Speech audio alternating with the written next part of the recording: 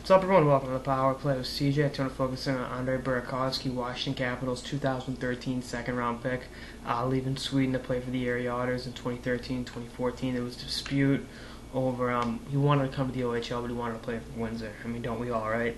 And that was up in the air. Erie had his rights. We're not going to let him. Da-da-da. Anyway, he's going to Erie.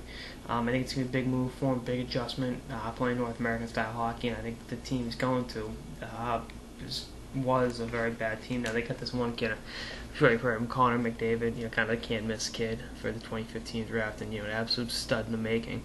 But beyond that, I mean, actually, I looked at the roster. It isn't that bad. Pelich, the defense, was a second-round pick of the Islanders. Dansk, the Blue Jackets, was a second-round pick, the goalie.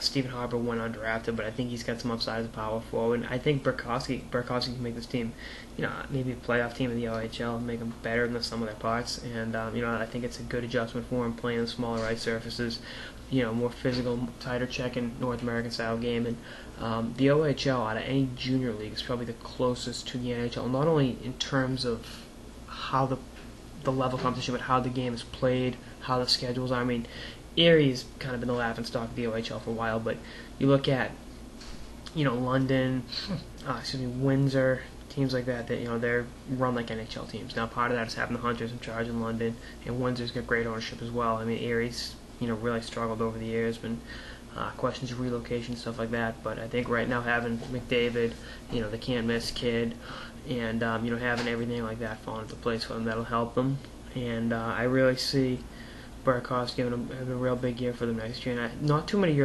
Swedes come over. I think Landeskog's probably the most prominent in terms of Swedish players come over and play North American hockey. But I think this will definitely benefit him. I'm not going to say he's a surprise first round pick. I didn't have him in the first round, but it really, I had him going early in the second. And Washington likes their skilled forwards, and he's just that. And I think being able to play in a setting where he gets to develop and at the same time help a team that's really been in turmoil the last couple of years, I think will definitely be a twofold beneficial thing for everyone involved.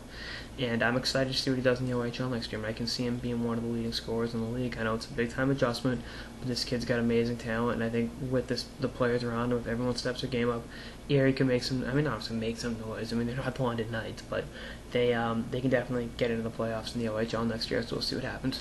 Anyway, that's on this episode of the Power Play with CJ on Andre Burakovsky taking his talents to the Erie Auditors of the OHL.